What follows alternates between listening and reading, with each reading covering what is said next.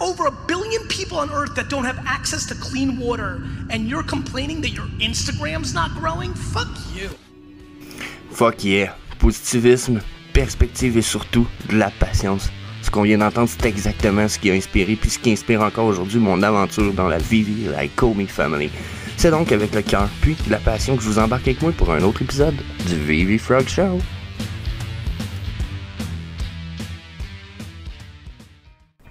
Hey, salut la gang, j'espère que vous allez bien. Just the Harvesting Frog pour notre épisode du vendredi du Vivi Frog Show. Donc, fuck yeah, un autre épisode où ce qu'on va regarder les news, les drops, les burns, puis nos opportunités de prix. Mais spécialement aujourd'hui, on va passer probablement un 5-10 minutes à parler d'une des phrases que j'ai dit souvent dans le passé, puis que là, je vais probablement arrêter de dire. Et pour une bonne raison. Donc aujourd'hui, on va parler de la phrase de acheter ce que vous aimez et ce qui vous fait plaisir de prime abord. Personnellement, je vais arrêter de dire ça, puis on va vous expliquer, puis on va jaser tout ça dans la vidéo d'aujourd'hui. Donc, that's it, that's all. Il faut aller faire un petit tour au disclaimer time, so switch. Donc, aucun conseil personnel, financier ou d'investissement ne sont prodigués dans cette vidéo. Vous devez absolument faire vos propres recherches et vous devez absolument consulter un expert financier avant d'investir. Merci, bonsoir. Donc, pour ceux qui connaissent pas mon bon ami Toby in the World, ça se trouve être un fan de Toby, le 3D Collectible pour de vrai. Il aime sa tronche de cake un peu affreuse, etc. Puis il vient de partir en vacances, ce qui veut dire que Gary Baseman, qui est le créateur de Toby, risque de partager sa façon question. Je vous invite à aller voir les posts de mon ami Toby in the World, qui a été aussi notre premier invité dans le podcast du Web 3.0 que j'ai en partenariat avec Fanny Carbonel. Je vous invite à aller voir, en soit dit en passant, ce podcast-là. Ouais, je vais faire une petite parenthèse, tu connais bien ça? Donc, je vous invite vraiment à venir sur le podcast du Web 3.0, à venir nous inscrire parce que, pour vrai, on va faire une espèce de gros concours qui s'en vient. Les 1000 premiers abonnés vont avoir accès au concours. On parle de probablement un beau petit pactole de Omi. Donc, quand je dis un petit pactole, je parle pas de 5-10 000 Omi. Là. Non. So, checkez ça, venez vous abonner, partagez tout ça le plus possible avec vos friends, parce que le plus vite qu'on arrive à 1000 fans, le plus vite en plus, ça risque d'être tiré, concours engagé. On a déjà préparé quand même pas mal ça avec Fanny, donc checkez ça, s'il vous plaît, faites le gros smash, allez là-dessus, partagez ça à vos friends, le plus vite qu'on tombe à 1000, le plus vite vous avez des chances de gagner un beau petit pactole. Puis là, bon, on a des entrevues qui s'en viennent, hein? On a un autre qui est enregistré mardi prochain, puis personnellement, j'en ai même aussi sur la chaîne, mais allez voir ça, vous allez voir du stuff qui s'en vient pas mal sur le podcast du Web 3.0, so, yeah, allez voir ça, concours, épisode, yeah. Bon, pour ce qui est des news Vivi, là, y a rien. Y a comme rien. On a eu nos drops, là, c'est fait, les prix ont descendu. La seule affaire, c'est que là, ils ont des petites issues avec le auction, puis avec une couple de petits trucs. Il y a l'air d'avoir des petites inconvéniences, je dirais, avec le Vivi App pour certaines fonctionnalités. Mais rien de spécial. Ils annoncent qu'ils s'en vont au Deacon de London. Félicitations à tous ceux qui peuvent y aller. Personnellement, Londres, c'est un peu loin. J'ai même pas mon passeport de prêt. Fait que là, peut-être pas cette année Londres. L'année prochaine, peut-être. OK, mais sinon, moi, je les attends au Canada la prochaine fois. J'ai hâte de voir quand ils vont venir. So, yeah. That's it. Je pense qu'il n'y a rien d'autre à rajouter là-dessus. Les Vivi News, on a comme un fucking rien. So, on va sauter à mon petit sujet de discussion aujourd'hui, qui est la phrase suivante. Achetez les collectibles que vous aimez, que vous voulez et qui vous font plaisir. Prioritairement, c'est les collectibles que les gens suggèrent d'acheter à tout le monde. Puis, j'ai dit ça souvent, je suis encore d'accord à un niveau de 50% avec cette citation-là. OK? Laissez-moi m'expliquer 2 secondes. Je vais arrêter de la dire pour la simple et bonne raison que je trouve que c'est incomplet et que c'est pas totalement juste. OK? Dans la mesure où oui, il faut quand même que vous achetiez, puis il faut que ça fasse partie de votre stratégie, ok? D'acheter les pièces que vous aimez, les pièces que vous voulez, peu importe je vais dire ça de même parce que des fois ça peut être contradictoire, mais peu importe leur prix, que ça vaut 5 gems, si vous l'aimez, vous autres, vous aimez Toby? Vous aimez Toby? Let's go! Toby vaut 10 gems, achetez-en 17 si vous voulez, let's go, c'est pas un trouble. Si vous l'aimez, let's go. Sauf que en même temps, ça peut pas être votre stratégie à 100%. Ok? Là, on est dans le monde des NFT.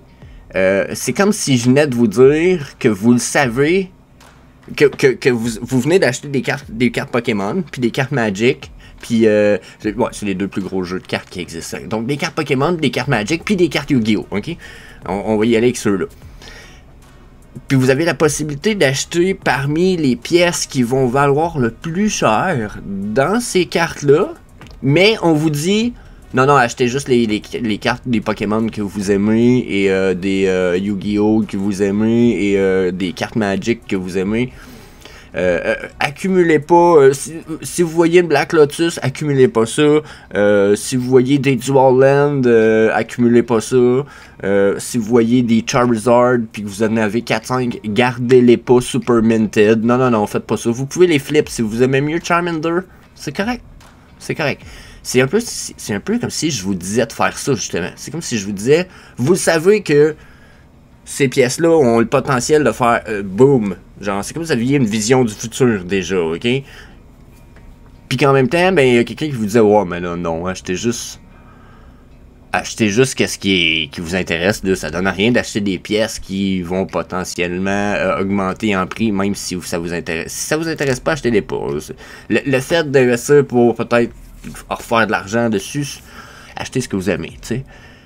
Puis je trouve que c'est contradictoire. J'écoute en ce moment ce que je dis, puis je suis un peu comme, ça fait pas de sens. Si je sais que mon Charizard va valoir 100 000 $ dans 10 à 20 ans, puis que là, j'ai la possibilité d'en avoir peut-être un, deux peut-être, parce que vous allez me dire, Chris, il coûte 1000 $, mettons, puis Chris, 1000 $, c'est cher. Ben ouais, mais si j'ai la possibilité d'en avoir un, puis d'avoir 2-3 pièces que j'aime, au minimum, wow, parce que là, aujourd'hui, je veux ça, mais dans 10-20 ans, je vais peut-être valoir d'autres choses, puis mon Charizard, là, qui va valoir 100 000 $, mettons, là, parce que c'est ça qu'il a valu à un moment donné, il n'y a pas très longtemps, à 100 000 $, le Charizard, là, si j'en ai un, je peux le revendre, puis je vais pouvoir en acheter en esti des pièces que j'aime, parce que, tu sais, vous allez me dire, ouais, mais tu vas arrêter 2-3 ans à avoir juste quelques pièces que t'aimais. Ouais, mais la journée où je le revends, les pièces que j'aime peuvent se transformer en une mise de fonds pour une maison, carrément une voiture payée quasiment cash. Ça peut être les frais d'opération pour votre kid parce qu'il y a une maladie ou il est malade. Ou ça peut être plein d'affaires, là. OK? Donc, je comprends la vision qui dit, oui, mais dans le présent, t'auras pas autant ce que tu veux. Non, mais j'ai envie de dire que ça, c'est une vision que j'ai toujours supportée sur la chaîne. C'est une question de perspective. Puis avoir de perspective, c'est d'être capable de prendre du recul, de voir ce qui se passe dans le passé, ce qui s'est passé, ce qui se passe dans le présent, puis ce qui est possible de se passer dans le futur. C'est de la perspective. Puis, je l'ai toujours dit, prenez vos décisions sur ce qui semble évident. Bon, ben, le monde digital, ça semble évident que ça se développe. Le monde des NFT, le Web 3.0, les cryptos. Je suis pas sûr que les cryptos vont flip la monnaie cash, là. OK? Je suis pas certain que cette monnaie-là va disparaître, là. OK? Je pense pas, personnellement. Mais est-ce qu'on a un potentiel d'avoir un système mondial monétaire à plusieurs niveaux? Ben oui. Donc, tout ça, là, me donne dans la perspective que vous êtes très tôt dans un domaine qui a le potentiel d'être très lucratif. De vous dire d'acheter juste ce que vous aimez, c'est un peu aussi comme si je venais vous dire à vous autres, ben là, la gang, là, achetez juste ce que vous aimez. Moi, je vais en profiter. Je vais pouvoir acheter des grosses pièces moins chères parce que c'est pas tout le monde qui va se pitcher dessus parce que la plupart font comme, ah, il a raison, je vais acheter ce qui me fait du bien. Mais ça, c'est de penser simplement au présent, ne pas prendre considération du passé et ne pas éventualiser pour la perspective du futur. Oui, en ce moment, vous voulez peut-être votre Wall-E. OK, ou je sais pas ce que vous allez vouloir, là, peu importe la pièce que vous voulez. Mais si vous êtes capable d'avoir une pièce, de l'avoir peut-être d'attendre 1 ou 2 mois, d'avoir une pièce qui a, elle, exemple, un partner statut, ok? Qui, elle, là, sont 5000 pièces en ce moment, mais mettons que vous voulez avoir un partner statut ou un AF15 ou un Marvel Comic #1 super low mint à la place de votre pièce, que là, vous vous dites, waouh, un cool, là, je pourrais l'avoir. Je la veux beaucoup plus que l'autre. J'ai envie de vous dire que l'investissement puis l'idée serait meilleure d'y aller pour la pièce qui est pas chère, qui est en rabais puis qui a un très bon potentiel d'augmenter puis de dormir dessus puis de travailler sur d'autres penchants de votre vie ou d'attendre le mois prochain avec vos revenus mensuels ou quotidiens là, pour payer la pièce que vous voulez.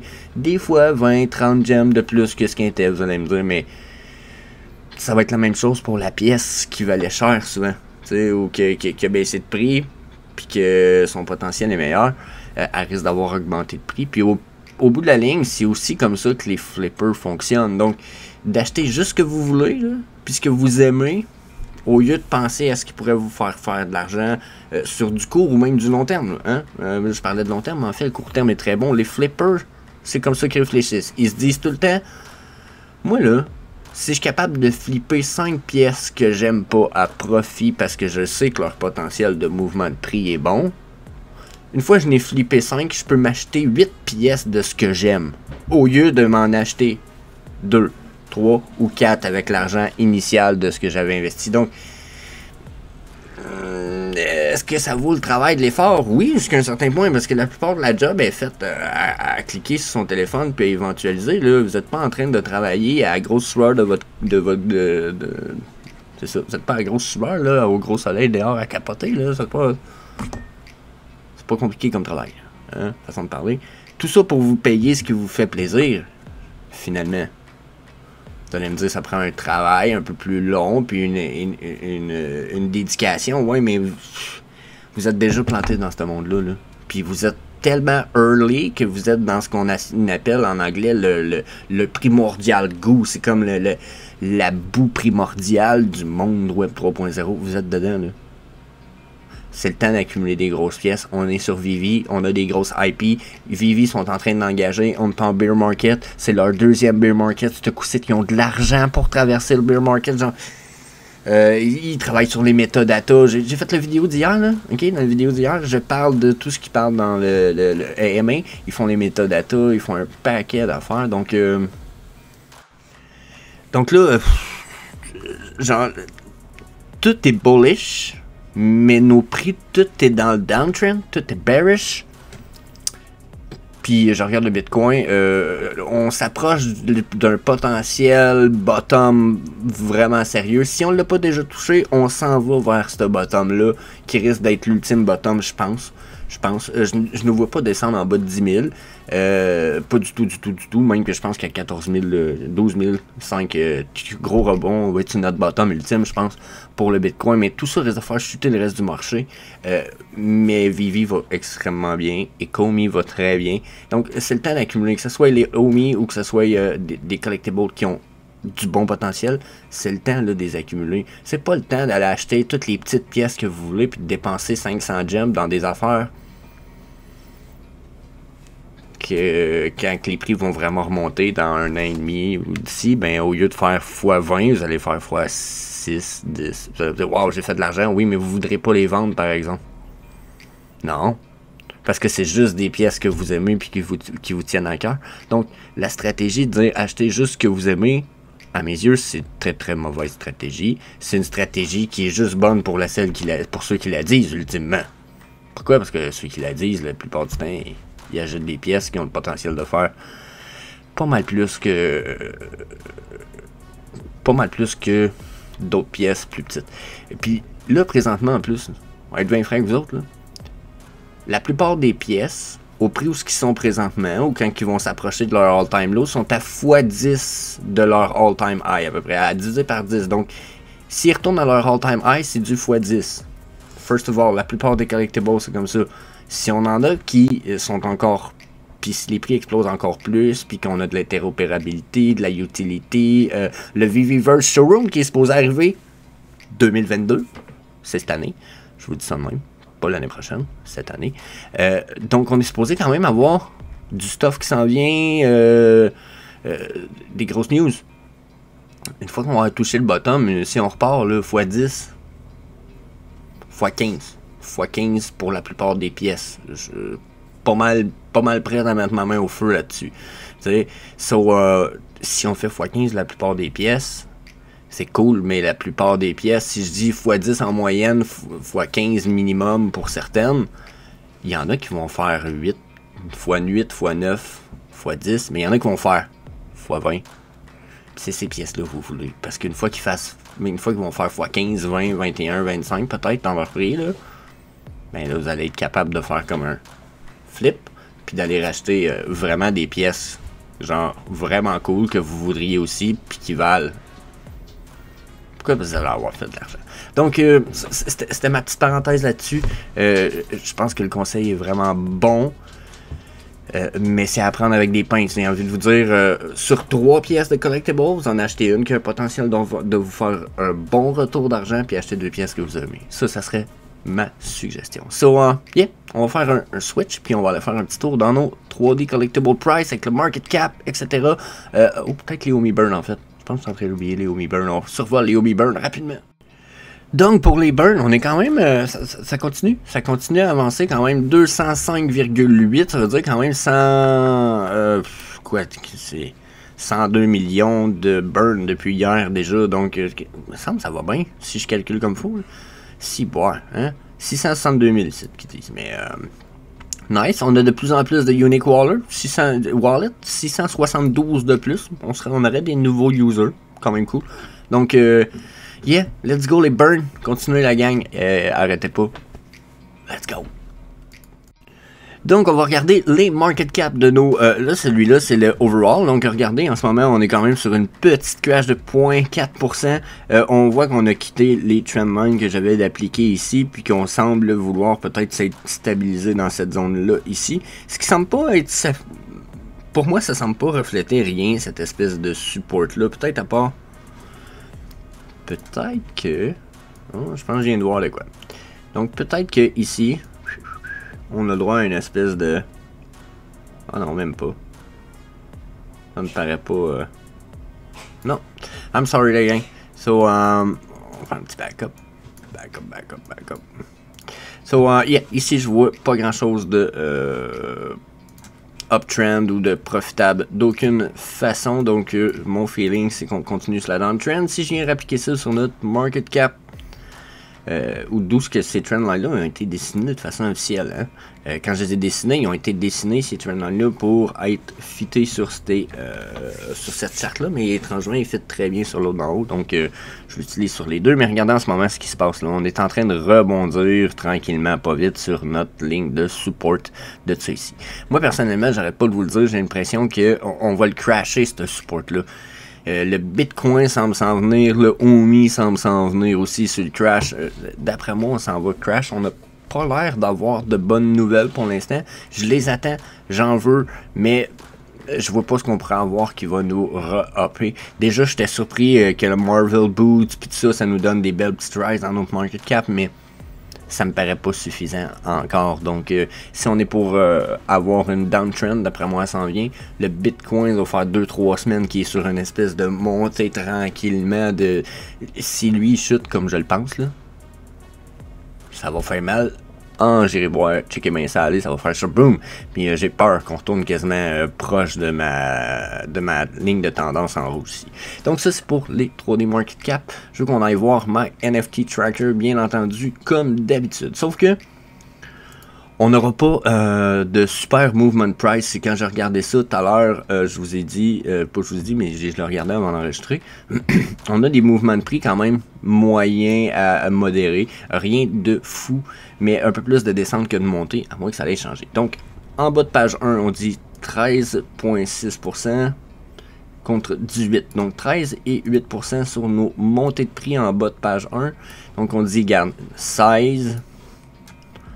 puis 13%. en bas de page 1. Donc, ce que ça me dit de prime abord, c'est que on a un peu plus de drop d'un prix, puis ça se peut qu'on soit encore en train de descendre tranquillement un petit peu, mais ça semble pas être extrême comme mouvement de prix. Donc, sur les drops de prix des 24 hours, si vous voulez mon avis, ça ici, cool, intéressant, belle pièce. Thunderbird, à ce prix-là, c'est pas très cher, je vous avoue qu'il a beau être descendu à 13,5. Thunderbird, c'est une belle opportunité, là. Hein? Comment je dirais bien ça? Dans le set d'où ce qui vient, c'est quand même une des plus grosses pièces, puis c'est un des sets les plus payants pour le Master Collector Program. S'il y a quelque chose qui va finir par arriver d'ici un an, c'est bien le Master Collector Program. Ceux, d'après moi, qui vont avoir accumulé les sets vont être capables de les revendre à un prix excellent. Donc ça, c'est mon feeling, je l'ai déjà dit. D'après moi, certains collectibles vont avoir un base price basé sur le nombre de Master Collector Points qu'ils rapportent. Donc une pièce comme ça, exemple, pourrait valoir 2 cents base price selon le nombre de Master Collector Points qu'il donne. Donc, ceci étant dit. Ensuite, on a dessus d'autres choses comme ça. Chupacabra. Donc, on a des pièces cool, là, c'est sûr. Regardez, Koba Red Drum à 40. C'est fucking cool. J'ai payé 50 la semaine passée. Puis, tu les trouvais pas cher. Genre, c'est vraiment pas cher. C'est des pièces qui n'ont pas beaucoup de mint. Odin, c'est super cool. C'est un ultra rare. À ce prix-là, vraiment pas cher. Les ultra rares, je pense qu'il y en a juste 6 dans les Marvel pour l'instant. Donc, c'est un des 6 premiers, là. Ensuite, les posters sont tous cool, là, je veux pas, mais il y en a qui sont plus qui sont plus des gemstones qu'on va appeler, ou que c'est des pierres précieuses, ils sont plus rares, il y a des mint numbers. Donc, vérifiez lesquels, là. Il y en a qui viennent d'Italie, puis etc. C'est cool. Sinon, là, le Dragon Girl, c'est sûr que c'est cool, Dragon Girl, mais je vous avoue que c'est des pièces pour certains artistes, je ne connais pas encore le potentiel de ouf que ça pourrait avoir, ok? Donc, page 2, on a peut-être... Oh, les posters ici. Oh, les posters, ça peut être cool. Ceux de Disney qui venaient de nous sortir. La Harley Quinn, c'est une belle quality pour le prix. Mais c'est pas les grosses pièces, justement. Ça fait partie des pièces que si ça fait partie des pièces que vous voulez acheter parce que vous les aimez, let's go. C'est une belle pièce, probablement à 118,125 en ce moment. Super bon prix. Vous vouliez une Harley Quinn, celle-là, vous l'aimez.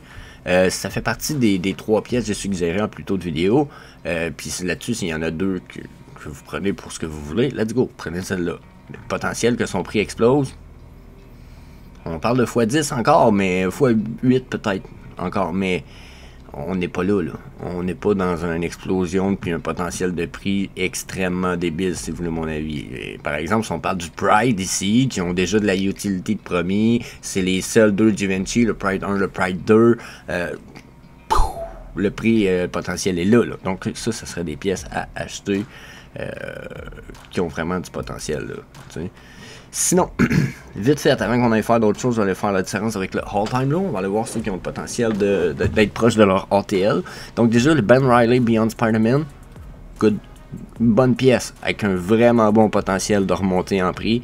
C'est celui de Ben Riley, vraiment aimé. C'est pas un FA, faut l'avouer, mais sur un set de 2 pièces, c'est le ultra rare. Donc pensez-y, vraiment low mint. Donc, ça fait partie des gemstones, des pierres précieuses. Donc, checkez ça. Puis là, ben, il y en a qui vont dire, pourquoi je dis ça, des pierres précieuses? Je vous reviens avec ma charte bientôt. Je l'ai parlé avec mon chummy Toby in the World, puis je suis en train de retweaker ça. Mais ça fait partie de ce qu'on va appeler des pierres précieuses. OK? Donc, Storm Mistress of Element. C'est ça. Regardez, il y a des belles pièces, là. Du Coca-Cola, n'oubliez pas, là, c'est une des plus grosses IP au monde. De cracher sur Coca-Cola est ridicule. Il y a des pièces de Coca-Cola, même s'il y en a des milliards de pièces physiques de Coca-Cola, les premières puis les plus anciennes sont tout le temps comme... Oh, puis il va toujours, pour l'instant, des fans de Coca-Cola, il y en a de tous les âges. Tous les âges. Des collectionneurs, tous les âges. Pas comme les thèmes qu'on connaît juste les mononcles à 60 ans et plus, là. Donc ensuite, qu'est-ce qu'on a? Rewind Collective Logo, c'est cool, je l'ai souvent suggéré, le suggère encore si vous voulez, let's go, mais on n'est pas dans le Pride, c'est pas les 2 Pride initiales. Dark Vader, c'est des cool pièces, mais c'est pas dans les pièces peut-être, tu sais, Dark Vader va faire partie, si on parle le set, Dark Vader, let's go. C'est un super de bon set, mais on parle juste d'une des 3 pièces, allez chercher la grosse pièce dans le set, là. Allez pas chercher celle-là, là. La Uncommon, c'est la dernière à aller chercher. Ok, d'habitude, c'est un peu l'ordre d'attaque à avoir. Mais là, j'ai parlé de tout ça aujourd'hui, justement, de qu'est-ce qu'on achète, ok? Mais je vous ai préparé 5 pages, y allant du prix le plus haut, de ce que je pense qu'il vaut la peine d'être acheté, selon mon avis primaire, ok? Il y a d'autres pièces, vous allez voir là-dedans, c'est pas parfait, il y a même des pièces, comme là, en ce moment, je regarde la No Time to Die Aston Martin, puis je suis comme, pourquoi je l'ai pas encadré en vert, là? En fait, des négligés un petit peu, probablement, en pensant pas, en regardant pas comme faut, mais je vous ai encadré certains trucs que si vous avez le potentiel, le moyen d'en avoir, ce sont des pièces à acquérir. Quand je vous ai dit, vous achetez 3 pièces, une des 3 qu'il faut qu'elle ait le potentiel de vous faire gagner dans de l'argent, c'est ceux-là, là, ok? Donc, on parle ici Aston Martin. Là, je vais juste justement prendre mon curseur ici, parce qu'il m'avait enlevé mon curseur. Donc, on a Aston Martin. Spider-Man Ultimate Secret Rare, ici, c'est First Appearance. First Appearance. Partner Statue. First Appearance de Disney et de Mickey Mouse. Genre, Golden Statue en plus de la série Golden, il est tout seul dans son set, genre, en voulez-vous des bonnes raisons. Là, il y en a que j'ai pas encadré. Puis vous allez voir éventuellement, j'ai mis les encadrés en jaune, ce que j'ai pas fait dans les premières pages, mais who cares. Ça pourrait être une belle pièce, la Harley Quinn que là. Je vous dis pas de pas l'acheter. Sauf que si vous avez le choix entre un Risso ou une Harley Quinn, allez-y pour le Risso. Je pense que le potentiel est pas mal plus là parce qu'il vient de la série Black and White Season 1, où ce qu'il y a le Todd, où ce que. Comprenez-vous? Donc, c'est le pourquoi. Je pense que le Risso, c'est le Risso. Je m'excuse, c'est une belle pièce. Je dis pas que les autres ici, ça n'en sont pas. Sauf que je vois pas leur potentiel explosif autant que les autres encadrés. C'est ce qui est important pour moi, puis c'est le pourquoi je vous dis de ne pas acheter ce que vous aimez. Parce que si vous achetez Im parce que vous trouvez qu'il est fucking trop cool, à la place d'acheter une Aston Martin ici ou d'acheter un Todd, le potentiel n'est pas la même affaire, là. Vous êtes mieux d'acheter un Todd puis de racheter 2 Im plus tard, avec le prix du Todd vendu. Vous aimez Im, vous êtes mieux en avoir 2, je pense, hein? Oh, that's it, ça de même. Même chose ici, Aston Martin, Todd, Spider-Man Animated, Season 1, c'est un first appearance, il est animated, fuck yeah. Le Vivi logo, je dis pas que c'est pas une bonne opportunité, mais je veux pas qu'on embarque dans la discussion aujourd'hui. Le Ben Riley ici, encore une fois, super belle opportunité. Darth Vader, Pride, R2-D2, c'est du Star Wars. D2, ça a été longtemps une grosse IP. Il y a comme eu un bébé R2 à ce temps-là. Il y a une boule avec la tête de R2 qui se remet dessus. Donc, et on va sûrement le revoir un peu. Puis revoir ces types de robots-là. C'est un icône un peu de Star Wars. Donc, vous voyez, ça, c'est si vous avez ces budgets-là, là, à l'entour de 1000$. Ils sont réduits dans les budgets. Là, on va aller plus bas dans les budgets un peu. Là. Superman, je l'ai pas encadré, mais ça peut vraiment être une bonne IP. C'est un très beau collectible. J'aurais dû y mettre un encadré jaune, comme j'ai mis un peu plus loin, mais quand même. Prenez-moi pas. Portez-moi pas rigueur. Il y a bien des pièces que j'aurais pu encadrer là-dedans qui sont aussi des pièces avec un bon potentiel, probablement genre Dragon Girl à cause de l'artiste, puis etc. Mais c'est pas une reconnaissance mondiale. On s'entend. Spider-Man, Mickey Mouse, Superman est reconnu mondialement. On parle-tu de Dragon Girl mondialement? Non, je la connaissais pas avant Vivi, moi. Puis j'en connais de la pop culture des collectibles, puis je suis quand même pas calé, mais je suis pas le meilleur, mais je suis quand même bon. Fait que quand je regarde certaines petites choses en même, ou quand je suis pas bon, au moins je m'instruis. Fait que là, il y a des pièces qu'on pourrait rajouter Spider-Man, mais je pense pas que ça ait autant de potentiel que C3PO, ou que le Mickey Sorcerers, ou que Elsa, ici. Regardez ici, c'est pas que c'est pas des belles pièces, il y a du Tara McPherson. J'adore Tara McPherson, mais est-ce qu'elle a un potentiel explosif autant que le reste? Non. Non, on n'en est pas là. Encore une fois ici, toutes des belles pièces, sauf que Goofy, regardez, il est comme en jaune, lui, il est pas en vert. Ben, c'est parce que c'est un first appearance, je pense que ça a un bon potentiel encore une fois. Il y a de la musique, il y a un paquet de trucs qui viennent avec ça. C'est comme les premières lenticulaires cards qu'on a eu de Disney, c'est cool. C'est juste parce que je suis pas sûr que le potentiel est là. J'ai hâte de voir s'ils vont nous rebooster du Goofy, voir. Ça nous prend plus de Goofy dans le futur pour que ça soit un bon potentiel, mais le potentiel reste quand même là. Puis là, regardez, c'est toutes des bonnes pièces, comme lui aussi, je l'ai mis en jaune, parce que je pense que le potentiel peut être là, probablement Dr. Doom, le potentiel peut être là, mais peut-être pas autant que d'autres pièces. Iron Man est connu, mais là, on aurait dit qu'ils veulent le tasser dans le Marvel Universe, on le voit de moins en moins. Donc, bon, pourquoi, I don't know, c'est pas grave, I don't care, mais quand même, potentiel peut être là. Pride 2, potentiel à côté. Coca-Cola, le Secret Rare du premier set qu'on a eu sur Vivi Coca-Cola, c'est pas un FA Coca-Cola, non, mais c'est une très belle pièce. Très belle pièce. très low mint number. Je pense qu'on peut le rentrer dans les pierres précieuses. Donc, pensez à ça. Celui-là ici, encore une fois, c'est le Season 1 de Spider-Man. First Appearance. C'est le rare du set.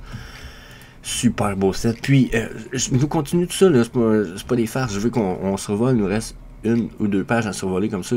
Regardez, il y a des pièces, là, probablement, que j'ai encadrées, sans rouge, là, qui pourraient avoir un super gros potentiel. Sauf que comme je disais, le monde connaît pas nécessairement Patrick Hughes mondialement. Okay? Oui, ceux qui le connaissent sont prêts à investir beaucoup, oui, mais le potentiel de désir mondial est peut-être moyen. Tandis qu'un jour, des Homer et Bart, il y a probablement gros du monde qui vont en vouloir. Puis c'est la même chose pour Dragon Girl, ou peut-être même pour les cadres de Disney, je pense qu'ils sont cool. Mais il y a gros du monde qui vont s'en calisser dans le futur. Donc le potentiel est là, mais ça va être des plus gros investisseurs qui vont vouloir viser là-dessus. Donc encore là, je vous dis pas de pas en acheter. Je vous dis de réaliser, faire vos propres recherches, réfléchir quand vous faites vos achats, parce que si vous y allez pour Lady Rainicorn, ben ça se peut que le potentiel soit pas le même que Amazing Nighttime ou Homer et Bart. Ici, puis ici. Ça se peut. Faites vos propres recherches, évaluez, mais faites pas des prix de compte. Là, je vous donne des suggestions qui, selon moi, rapidement, ont un bon potentiel. Regardez ici, encadré en jaune, parce que je pense qu'encore là, Simpson, Marvel, c'est peut-être pas les pièces qui vont être super love, mais on est dans le golden moment, on est dans des IP connus. Let's go, DeLorean, la Time Machine, là, je pense que c'est un des IP les plus, pas respectés, mais reconnus dans le monde à cause de la Time Machine DeLorean. Boba Fett, fuck yeah. Spider-Man encore, c'est le Season 1, c'est le Common, vous allez me dire, puis Low Mint, motherfuckers, allez, faut chercher du fucking Low Mint. Vous me dites, non mais j'ai 1000 gems, je vais-tu mettre 1000 gems dans un Spider-Man Common Low Mint? Oui, ben oui, entre 1000 gems là-dedans ou 1000 gems dans... T'sais, vous me dites, ah, j'ai pas assez pour le ultra rare Jess, ou j'ai pas assez pour le animated ultra rare ici, mais je veux un Spider-Man. Prends-toi un common à 1000$, hostie. Tu veux un Spider-Man, pis c'est une pièce avec un super bon potentiel en plus, genre, let's go. T'sais, si tu me dis, j'ai pas 1002, Jess, je peux pas me prendre un Pride Run, ben, vas-y qu'un Spider-Man low mint. Cherche un fucking bon low mint à 1000$. Tu vas tomber sur une valeur de ouf. Donc, yeah. C'était mon vidéo aujourd'hui. Je suis sûr qu'il est plus long que d'habitude en plus, puis que vous avez peut-être l'impression que je radote, mais mon avis, là, je vous suggère souvent des belles petites pièces, puis on y va selon les movement price, mais n'oubliez pas d'accumuler des pièces qui vont vous faire gagner un vrai potentiel monétaire. Not financial advice, vous le savez, mais en même temps, tu sais, une pièce qui a le potentiel de faire x20 versus une pièce qui a le potentiel de retourner à son all-time high, puis de consolider à ce niveau-là parce qu'on n'est pas sûr du reste de l'adoption. Je vais viser sur la pièce qui fait x20. Je pense que ça vaut plus la peine. So, yeah. That's it. That's all, je vous dis. Peace. On se revoit pour le Homie Frog Show. Puis sinon, on se revoit lundi. Peace.